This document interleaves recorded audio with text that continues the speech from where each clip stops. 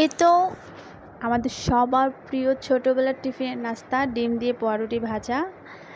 আমি প্রথমেই দিয়ে দিচ্ছি ডিম, তারপর এখানে গরম মশলা অ্যাড করেছি। আরে কী যে মজা হয়েছে!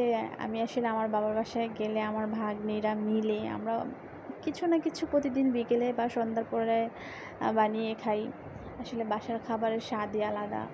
একবার একটা ডিম আমার ভাগ্নি ফাটাচ্ছে, আরেকবার আমি ফাটাচ্ছি, আবার মাঝখানে আমার মেয়ে এসে বিরক্ত করছে, ও রান্না করবে আমাদের সাথে। তারপরে এই যে দেখছেন আমার মেয়ে হাত, দেখবেন একটু পরে আমার মেয়ে ও অনেক পাগলামি করছে। ও এটা নাড়াচাড়া দিবে, ওকে দিয়ে দিলাম, নেই, ওর শখটা কেন অপূর্ণ থাকবে। এই তো। আর এই যে ডিমের সাথে যে মশলাটা, এটা ভালো করে মিশাতে হবে, কোনো দানা দানা থাকলে চলবে না। তারপরে আমি লবণ দিয়ে দিলাম, একটুখানি চিনি দিয়েছি, কারণ চিনিটা দিলে একটু একটু মিষ্টি মিষ্টি লাগে, খেতে মজা লাগে, সেই জন্য আমি চিনি দিয়েছি। বাস, তারপরে এটা ভালো করে মিশাতে হবে। কেউ চাইলে পেঁয়াজ বা অন্য কিছু অ্যাড করতে পারে, টমেটো, ধনেপাতা এগুলো অ্যাড করতে পারে, কিন্তু আমার কাছে একটু গরম মশলা, লবণ, একটু হালকা চিনি, এটা দিয়ে খেলেই বেশি মজা লাগে। এই তো পাউরুটিগুলো দেখতে পাচ্ছেন, চুলার উপরে আমি প্যান দিয়েছি, সেখানে তেল দিয়েছি। তেলটা গরম হওয়ার পরে আমি কী করেছি, ওই যে ডিমের যে মিশ্রণটা, এটাতে পাউরুটি দিয়ে দিয়েছি একসাথে 4-5টা। দেওয়ার পরে যে এটা বেশি করে দিলে কি হয় যে আপনার পাউরুটিটা ডিমটাকে একেবারে চুষে একেবারে খেয়ে ফেলে। তখন ওটা ভাজলে অনেক ভালো লাগে, খেতে মজা লাগে। সব ডিমের বেশি ডিম পাওয়া যায় আর কি।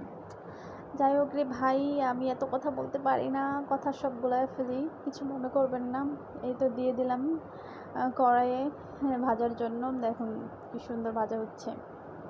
আর আমি অনেক সময় নিয়ে ডিপ চুলায় ভেজেছি, কারণ খুব তাড়াতাড়ি ভাজলে না ভেতরে কাঁচা থেকে যায়, আর উপর দিয়ে ভাজা হয়ে যায়, তখন খাবার সময় কেমন জানি এটা ঘৃণা ঘৃণা লাগে বা মজা লাগে না, সেই জন্য অনেক ধীরে ধীরে আস্তে আস্তে এটা ভেজেছি। তো দেখতে পাচ্ছেন এটার লুকটা কি সুন্দর, ইয়ামি ইয়ামি এসেছে। আমি প্রায়ই আগে খেতাম, ছোটোবেলায় তো খেতাম অনেক অনেক অনেক, এখন মাঝে মধ্যে খাওয়া হয়, মাঝে মধ্যে কি হঠাৎ হঠাৎ।